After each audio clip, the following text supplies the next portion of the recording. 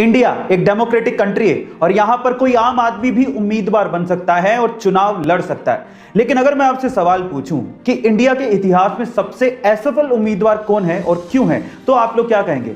चलिए मैं इसका जवाब देता हूं।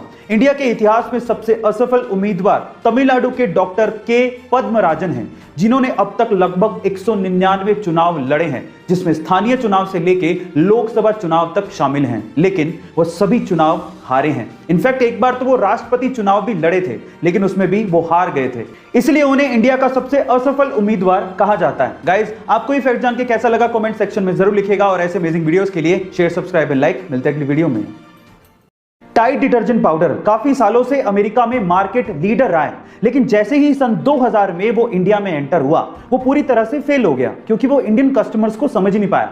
रिसर्च करने पर पता लगा कि अमेरिका में ज्यादातर लोग वॉशिंग मशीन में कपड़े धोते हैं, तो उन्हें कोई फर्क नहीं पड़ता कि डिटर्जेंट पाउडर हाथ पे भी कोई फर्क डालता है क्या। लेकिन इंडिया में 80% से ज्यादा लोग हाथों से कपड़े धोते हैं, इसीलिए उन्हें फर्क पड़ता है। तो फाइनली टाइड सन 2009 में टाइड नेचुरल के साथ इंडियन मार्केट में उतरा, जो कि काफी ज्यादा किफायती था, बहुत अच्छा था, लेकिन सबसे इंपॉर्टेंट चीज वो हाथों के लिए सेफ भी था। फिर क्या था, 2 ही सालों में टाइड ने इंडिया में बहुत बड़ा मार्केट कैप्चर कर लिया और आज टाइड नासा के साथ मिलकर स्पेस में पहली एस्ट्रोनॉट्स के लिए लॉन्ड्री बनाने जा रहा है। गाइस, अगर आपको बिजनेस में सक्सेसफुल होना है तो आपको अपने कस्टमर्स को समझना पड़ेगा। ऐसे अमेजिंग वीडियोस के लिए शेयर, सब्सक्राइब एंड लाइक। मिलते हैं अगली वीडियो में।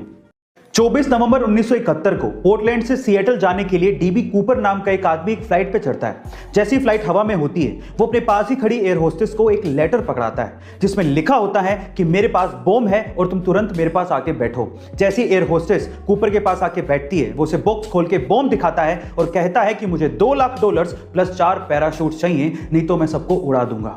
शाम होते ही फ्लाइट जब सिएटल पे लैंड करती है, तो डिमांड के मुताबिक $2 लाख प्लस 4 पैराशूट कूपर को दे दिए जाते हैं। फिर वो उसी फ्लाइट पे बैठता है, फ्लाइट उड़ती है, उसके बाद वो पैराशूट पहनता है और फ्लाइट से कूद जाता है।